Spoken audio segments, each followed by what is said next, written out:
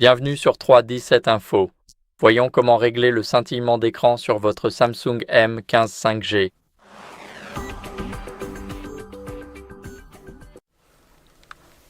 Alors, tout d'abord, ce que vous devez faire, c'est aller dans les paramètres.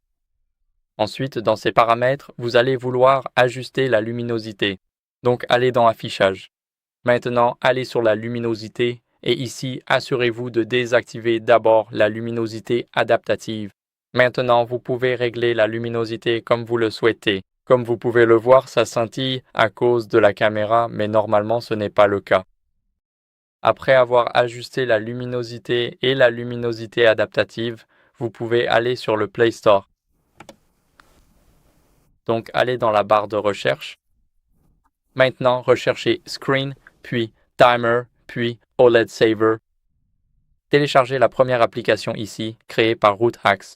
Elle a une note de 4,4 étoiles et plus de 100 000 téléchargements.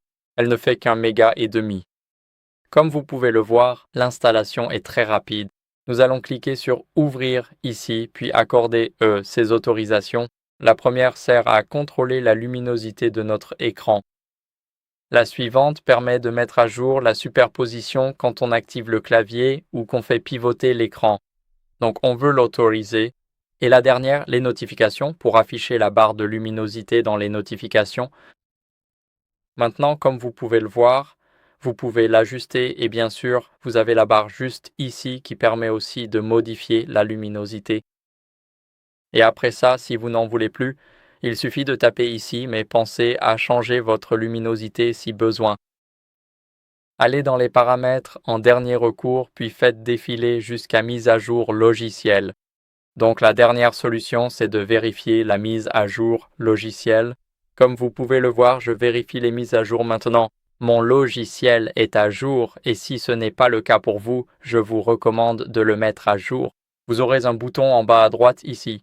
Et c'est très important de faire la mise à jour car vous ne voulez pas que d'anciens bugs restent sur votre appareil. Voilà, c'est tout pour cette vidéo. J'espère que cela vous a été utile. Si c'est le cas, laissez un like, abonnez-vous et laissez un commentaire et on se retrouve dans la prochaine vidéo. Au revoir.